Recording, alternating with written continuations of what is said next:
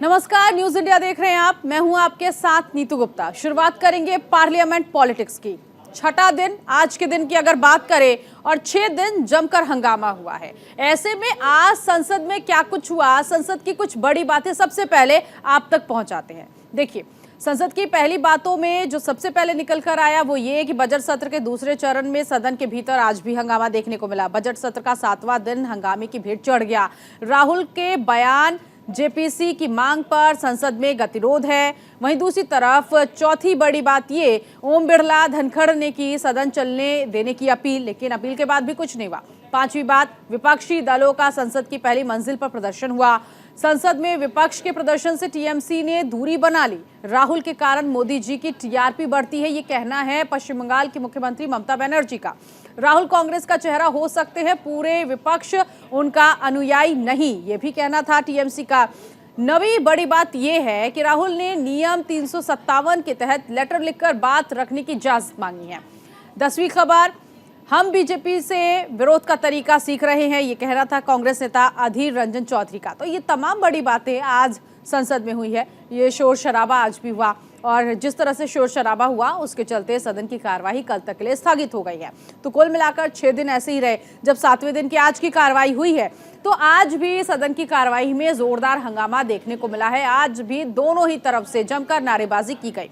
संसद के चालू बजट सत्र के दूसरे चरण के सदन के भीतर पक्ष विपक्ष का हंगामा 7 दिन से चल रहा है। अगर पिछले 6 दिन की कार्रवाई पर नजर डालें तो ये कार्रवाई हंगामे की भेंट चढ़ने के बाद एक दिन पहले ही लोकसभा स्पीकर ओम बिरला ने गृहमंत्री अमित शाह और अन्य दलों के नेताओं के साथ बैठकर सदन में जारी गतिरोध दूर करने को लेकर चर्चा की थी। उम्मीद जताई जा रही थी कि स्पीकर की ये पहल रंग लाएगी और सदन की कार्यवाही सुचारू रूप से चल पाएगी, लेकिन आज ऐसा नहीं हुआ।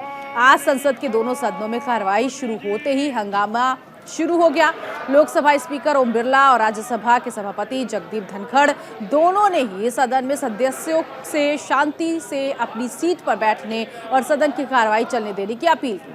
सदस्यों ने यह भी कहा, सदन नारेबाजी की जगह नहीं, यहाँ चर्चा होनी चाहिए, लेकिन सांसदों पर इसका कोई असर नहीं हुआ। हंगामे के कारण दोनों सदनों की कार्यवाही 23 मार्च तक के लिए स्थगित करनी पड़ी। तो आज भी जो 6 दिन से हो रहा था वही 7वें दिन भी हुआ। आज भी दोनों ही लोकसभा और राज्यसभा की कार्रवाई हंगामे की भेंट चढ़ गई, और आज भी अडानी और राहुल गांधी का मुद्दा सदन के बाहर और सदन के अंदर छाया रहा। गूंजा, विपक्ष पक्ष दोनों ने जमकर नारेबाजी की और एक दूसरे पर जमकर आरोप लगाए। लेकिन इस बीच आपको बता दें कि आज जिस तरह की स्थिति रही उसमें एक चीज तो साफ हो गई है। कांग्रेस नेता लगातार ये कह रहे हैं कि राहुल गांधी किसी भी कीमत पर माफी नहीं मांगेंगे। 7 दिन बीत चुके हैं, मगर संसद के दोनों सदन हंगामे की वजह से ठहरे। सत्ता पक्ष राहुल के लंदन वाले बयान पर माफी की मांग पर अड़ा है, तो वहीं विपक्ष अडानी मामले में जेपीसी जांच की मांग कर रहा है। दोनों अपनी जिद से पीछे नहीं हट रहे हैं, जिसको लेकर 13 मार्च के बाद से अभी तक कोई कार्यवाही नहीं हुई है। सदन की कार्यवाही स्थगित होने के बाद सभी विपक्षी दलों ने संसद की पहली मंजिल पर प्रदर्शन किया।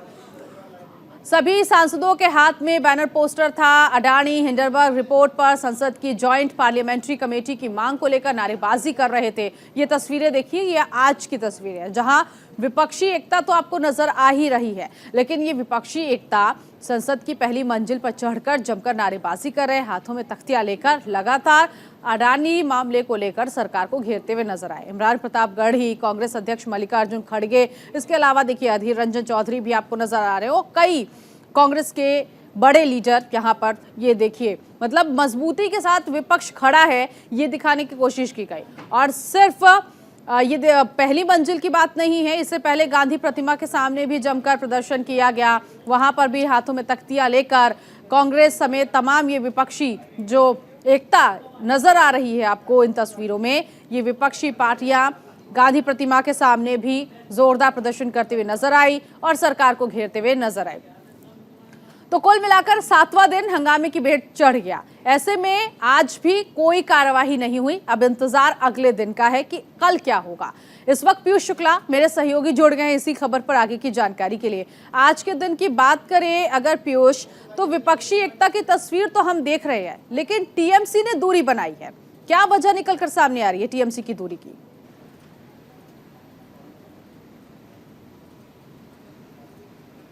देखिए, टीएमसी ने साफ तौर पर विपक्ष की जो एकता है उससे जरूर थोड़ी दूरी बनाई है, लेकिन ऐसा नहीं है कि सरकार का वो विरोध नहीं कर रही है। अडानी के मुद्दे पर सरकार को घेरने का काम टीएमसी ने भी किया है। आज जो उसने मार्च किया था, उस मार्च में भी वो सरकार को घेर रही थी कहीं ना कहीं। और लगातार जिस तरह से गतिरोध बढ़ता जा रहा है संसद में, तो सरकार के खिलाफ जितने भी विपक्षी दल हैं उनकी एकता जो है सवाल की, वो वही है। हालांकि कांग्रेस के मार्च के साथ टीएमसी नहीं शामिल होता है या टीएमसी के साथ कांग्रेस नहीं शामिल होता है, लेकिन लगातार हमले सरकार के ऊपर जारी हैं और यही एक वजह है कि सदन की कार्रवाई सुचारू रूप से नहीं चल पा रही है। पीयूष, ऐसे में अभी तक तो 6 दिन कुछ भी नहीं हुआ, जमकर नारेबाजी की गई। 7वें दिन की बात करें तो देखिए, राहुल गांधी की तरफ से लेटर लिखा गया है इस पूरे मामले को लेकर कि अब उन्हें अनुमति मिलनी चाहिए सदन में बोलने को लेकर। तो अब आगे विपक्ष की रणनीति किस तरह की बनती हुई दिख रही है?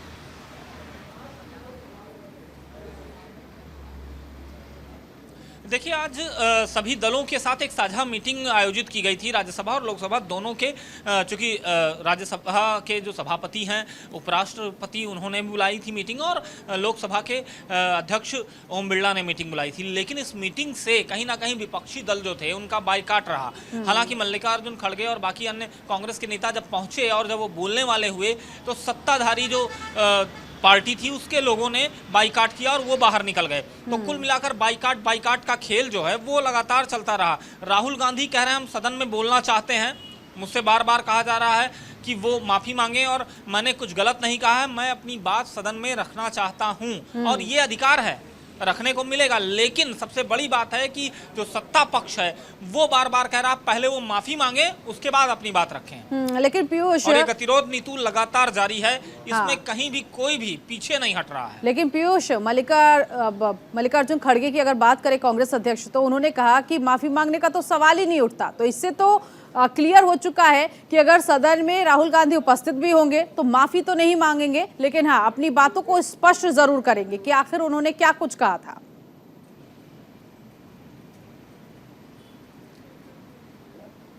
बिल्कुल, अगर सदन में आते हैं और उन्हें बोलने का मौका मिलता है और सत्ता पक्ष की तरफ से कोई शोर शराबा हंगामा ऐसा कुछ नहीं होता है कि सदन को स्थगित करना पड़े, तो निश्चित तौर पर राहुल गांधी अपनी बात तो रखेंगे। और उसके अलावा मैं आपको ये भी बता दूं कि जिस तरह से पूरे के पूरे शुरुआती सत्र से लेकर अब तक लगातार हंगामा हो रहा है और सत्ता पक्ष और विपक्ष दोनों एक दूसरे के ऊपर आरोपित होकर हंगामा कर रहे हैं, तो कहीं ना कहीं सदन की कार्रवाई जरूर रुक जा रही है। लेकिन देश की जनता का एक सवाल तो जरूर हो रहा है, इन दिनों जो 7 दिन जो भी सदन में चला, सदन की कार्रवाई चले बिना ही स्थगित हो गई। सवाल जरूर जनता के मन में ये उठ रहा होगा कि सत्ता पक्ष को भी इस पर गौर करने की जरूरत है कि जो लंबित बिल है उनको आखिर कैसे पास कराया जाएगा, कैसे ये कार्रवाई आगे शुरू होगी। तो इसको लेकर क्या किसी नेता से बातचीत करने की कोशिश की? क्या आगे की रणनीति सत्ता पक्ष की तरफ से बनती हुई दिख रही है? अगर शोर शराबा ना हो तो कैसे संसद को चलाया जाए? कुछ बातचीत आपकी हो पाई किसी से? देखिए, बिल्कुल नीतू, बातचीत हुई है और हर बातचीत में ये सवाल जरूर रहा है कि अगर सदन की कार्रवाई नहीं चलेगी तो कई सारे बिल हैं, बजट हैं, तो वो पास होने हैं, कैसे होंगे। और सीधे तौर पर नेताओं का, जो सत्ता पक्ष के हैं, उनका कहना है भाई राहुल गांधी माफ़ी मांग लें और उसके बाद सदन में चर्चा हो। जो एक पारंपरिक जो तरीका है किसी भी बिल या किसी भी बजट को पास करने का, लेकिन अगर चर्चा नहीं भी होगी और सत्ता पक्ष ही रहेगा, विपक्ष वॉकआउट करके चला जाएगा, तो भी सरकार के बिल तो पास होंगे ही। लेकिन जो चर्चा देखती थी जनता, बजट पर चर्चा हो रही है सत्ता पक्ष और विपक्ष के बीच में, शायद वो सब तस्वीरें टीवी पे ना देखने को मिले। और ये साल बिल्कुल ऐसे ही रहा है, क्योंकि सदन की गरिमा इस साल अगर देखें तो चाहे वो दिल्ली विधानसभा सत्र की बात हम कर लें या फिर बजट सत्र की बात कर लें, पहला चरण दूसरा चरण दोनों की बात कर लें, सदन की गरिमा तो खोती हुई नजर आ रही है। सांसद संभाल नहीं पा रहे अपने आप को। लेकिन सवाल ये भी है कि अगर इसी मुद्दे पर दोनों ही पक्ष अड़े रहेंगे तो आखिर सदन की कार्रवाई कैसे चलेगी। फिलहाल बहुत शुक्रिया पीयूष इस जानकारी के लिए। तो कुल मिलाकर आज भी सदन की कार्रवाई ठप हो गई। संसद में जारी गतिरोध के बीच कांग्रेस के पूर्व अध्यक्ष राहुल गांधी ने लोकसभा अध्यक्ष ओम बिरला को पत्र लिखकर सदन में अपनी बात रखने के लिए वक्त मांगा है। उन्होंने नियम 357 के तहत अपनी बात रखने की इजाजत मांगी। इससे पहले राहुल गांधी ने 16 मार्च को लोकसभा अध्यक्ष से मुलाकात कर सदन में बोलने के लिए वक्त मांगा था।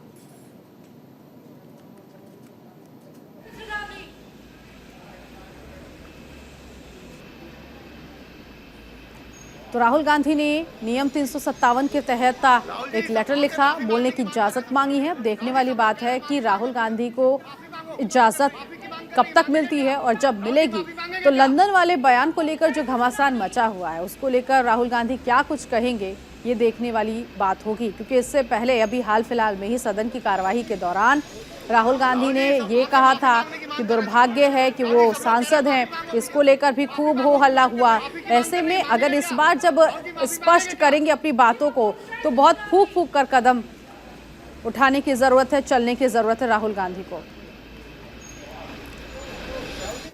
तो राहुल गांधी नियम 357 के तहत लेटर लिखने के बाद इजाजत मांगी है। सवाल यही कि इजाजत कैसे मिलेगी, कब मिलेगी। लेकिन नियम 357 का जिक्र हम कर रहे हैं, एक नजर में चलिए अब आपको बताते हैं कि आखिर ये नियम क्या है जिसके तहत राहुल गांधी ने इजाजत मांगी है।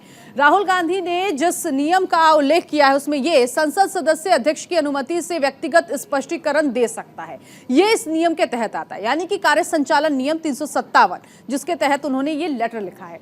इसके अलावा वो तब जब सदन के सामने कोई सवाल ना हो तब वो अपनी बात रखने के लिए इजाजत मांगता है, परमिशन मांगता है, ये नियम कहता है। स्पष्टीकरण देते वक्त विवाद के विषय नहीं उठाया जा सकता है, इसीलिए राहुल गांधी ने जो लेटर लिखा है, इजाजत मांगी है, उस नियम के तहत ये है कि जब स्पष्टीकरण देंगे तो विवाद नहीं होगा, इस दौरान सदन में कोई वाद विवाद नहीं होनी चाहिए, ये है इस नियम के तहत। तो कुल मिलाकर अब देखना यह है कि 357 के तहत जब लेटर लिखा गया है तो जब राहुल गांधी आएंगे और जब वो अपनी बात रखेंगे तो शोर शराबा नहीं होना चाहिए, क्योंकि उन्होंने नियम 357 के तहत ही ये लेटर लिखी है। इधर कांग्रेस के प्रदर्शन को विपक्ष का समर्थन हासिल हो रहा है, मगर ममता बनर्जी ने कांग्रेस के प्रदर्शन से दूरी बना रखी है।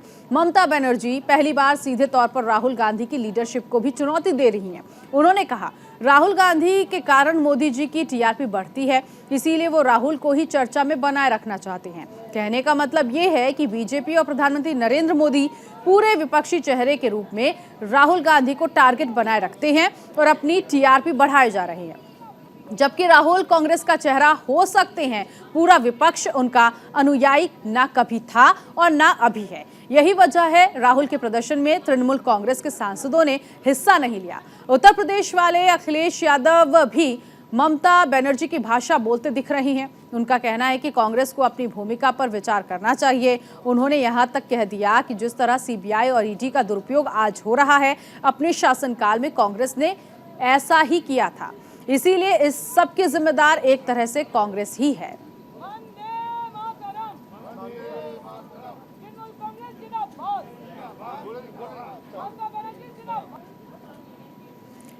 उधर कांग्रेस महासचिव प्रियंका गांधी ने अडानी मामले को लेकर एक ट्वीट किया है।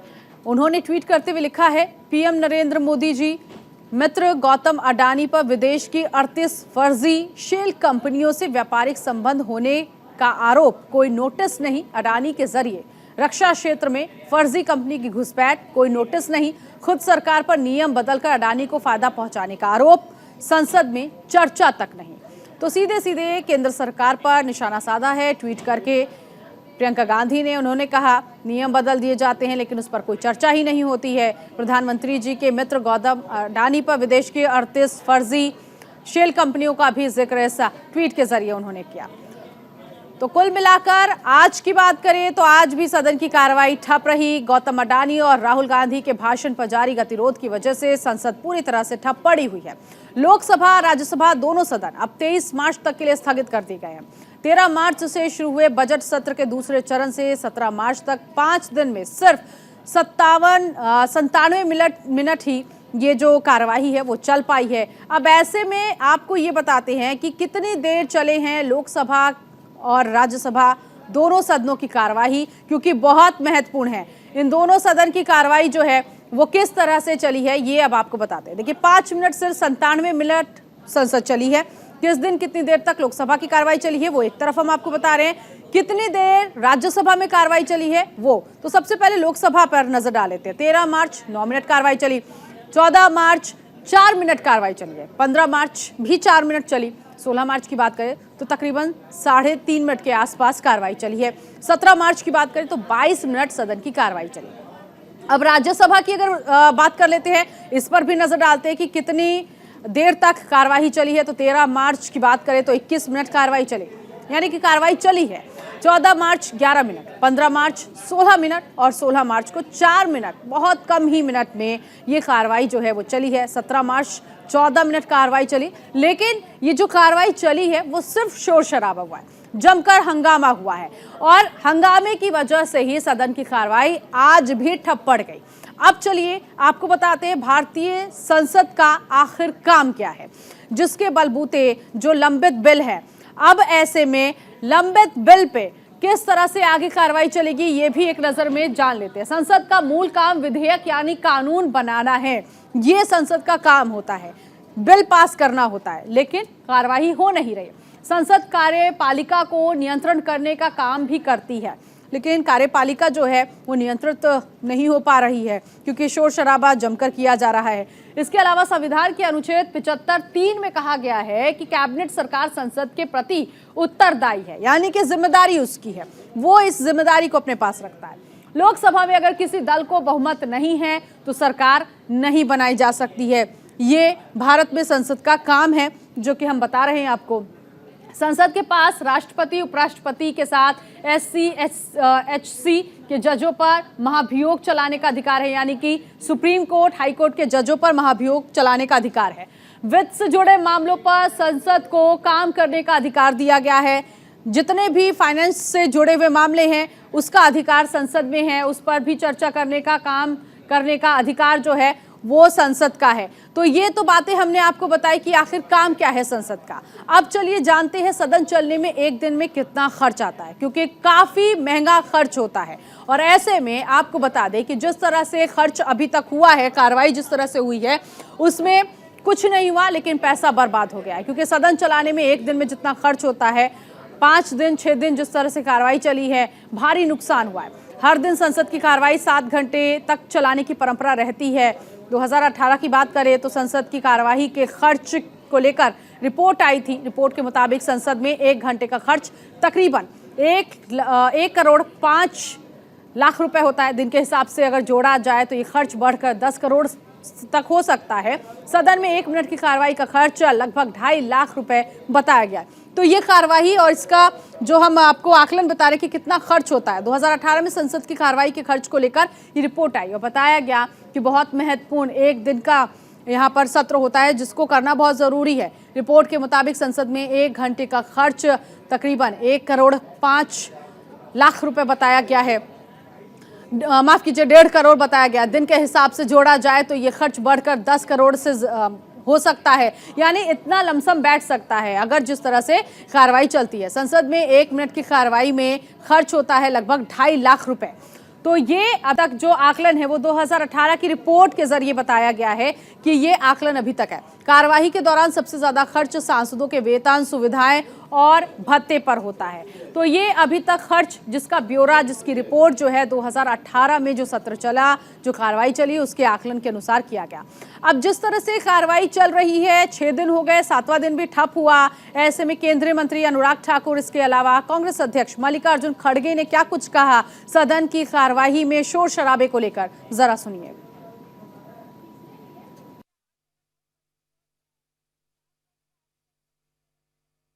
क्या ऐसी बातें एक के बाद दूसरी राहुल गांधी जी ने देश के खिलाफ नहीं की? महिला की बात उन्होंने की कि उनके साथ अत्याचार हुआ, अपराध हुआ, लेकिन जानकारी नहीं थी। हाथरस करते नहीं थकते थे राहुल गांधी, लेकिन जब दिल्ली पुलिस जानकारी लेने पहुंची तो हाथ पैर फूल गए।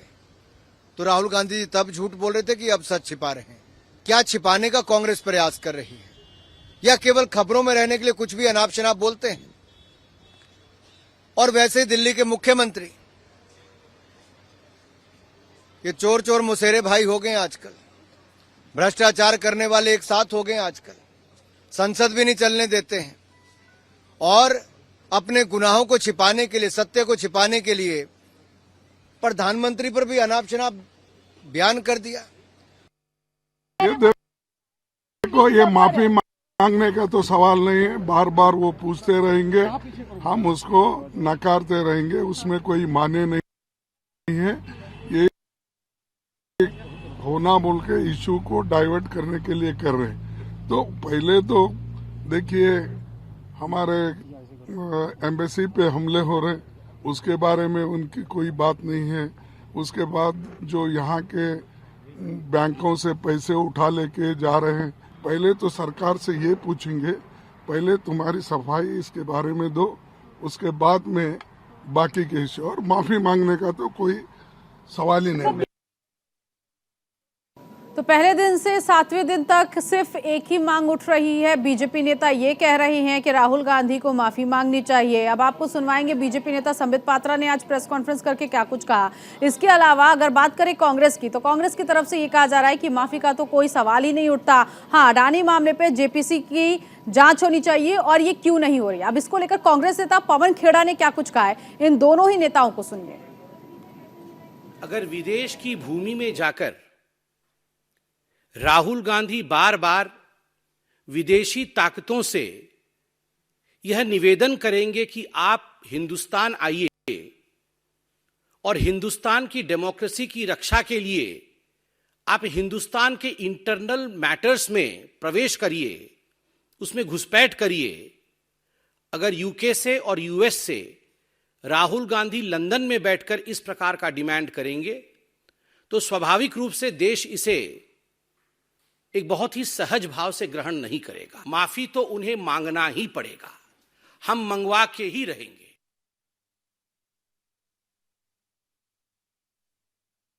जो परंपरा रही है भारतीय जनता पार्टी के प्रवक्ताओं की, वो तो ये रही है कि दिन में व्हाट्सएप को रिचार्ज करते हैं और शाम को अपना अधकचरा ज्ञान टीवी पर आकर बांट देते हैं। चलिए, कुछ भी करते हो बेचारे, मेहनत तो करते हैं अपने बॉस की तरह। प्रेस वार्ता से बच के भागते तो नहीं है, प्रेस कॉन्फ्रेंस तो करते हैं कम से कम। सरकार देश से बनती है, देश सरकार से नहीं बनता। यह बात शाह और शहनशाह और उनके तमाम वजीरों को अच्छी तरह से समझ लेनी चाहिए और उनके जो भोंपू मित्र हैं उनको भी समझ लेनी चाहिए। तो इन दोनों नेताओं को आपने सुना। वहीं दूसरी तरफ कांग्रेस नेता अधीर रंजन क्या कुछ कह रहे हैं वो भी आपको सुनवाएंगे। और इसके अलावा पीयूष गोयल ने इस पूरे मामले को लेकर, यानी कि सदन की कार्रवाई को लेकर क्या कुछ कहा, वो भी सुनिए। स्पीकर साहब ने शुरू किया, स्पीकर साहब ने ही खत्म किया। और स्पीकर साहब हमारे लिए बड़ा सम्मानीय पद होते हैं, उनको कैसे हम अपमान कर सकते हैं। हम सपने में भी नहीं सोच सकते, हम बीजेपी जैसा नहीं है। बीजेपी पार्टी स्पीकर की बात नहीं सुन तो अलग बात है, हम नहीं है ऐसा। उनको कहने में क्या मतलब, उनको हर वक्त चाहते हैं कि विपक्ष को छोटा करे, हमारी मांग नहीं रखते, हमारे बोलने का अधिकार छीन लेते हैं। और अपना जब मतलब मुद्दा आते हैं तो पास का, आज जैसे कि जम्मू एंड कश्मीर बजट, ये सरकार का अपना मुद्दा है, पास कराना जरूरी है, आवश्यक है, इसलिए पास करा लिया। और जो चर्चा करने के जो दूसरा मुद्दा होता है वो नहीं चर्चा करना चाहते, क्योंकि अगर चर्चा करेंगे जवाब देने के उनके पास कोई औजार नहीं है। वो क्या करते हैं, ये छल की तहत कभी हाँ कभी ना कहते। जब उनका मन पसंद होते तो हाँ कर देते, जब ना पसंद तो ना कर देते। 9 मार्च को जिस प्रकार से जयराम रमेश जी ने चेयरमैन के ऊपर बहुत ही अनाप शनाप गैर जिम्मेदार आरोप लगाए, उसके बाद जो विपक्ष के नेता है, लीडर ऑफ ऑपोजिशन है, उन्होंने जिस प्रकार से कुछ दिन पहले चेयरमैन के आग्रह पे कि वो आके चेयरमैन को मिले, सदन में हाउस के अंदर ठुकरा दिया और अनाउंस कर दिया कि मैं रिफ्यूज करता हूं चेयरमैन को जाके मिलने। आज की मीटिंग का बॉयकॉट करना, ये बार बार जो चेयरमैन का अपमान करने की विपक्ष की कोशिश हो रही है, ये भी निंदनीय है। बहुत ही दुर्भाग्यपूर्ण स्थिति में विपक्ष आज सदन की गरिमा को ले आए। स्पीकर लोकसभा ने भी एक सर्वदलीय बैठक बुलाई थी। उन्होंने आग्रह किया कि दोनों पक्ष, सत्ता दल और विपक्ष, दोनों अपने अपनी बातों को सदन के बाहर रखें और सदन की कार्रवाई को स्मूथली चलने दें। तो सदन की कार्रवाई 23 मार्च तक के लिए स्थगित हो गई है। जब एक बार फिर से कार्रवाई सुबह 11 बजे शुरू होगी तो देखना ये है कि क्या उस दिन भी हंगामा होगा और आगे क्या कुछ होगा, इसको लेकर आपको अपडेट पहुंचाते रहेंगे। फिलहाल इस बुलेटिन में अभी के लिए बस इतना ही। बाकी की तमाम खबरों के लिए आप बने रहिए न्यूज़ इंडिया के साथ। नमस्कार।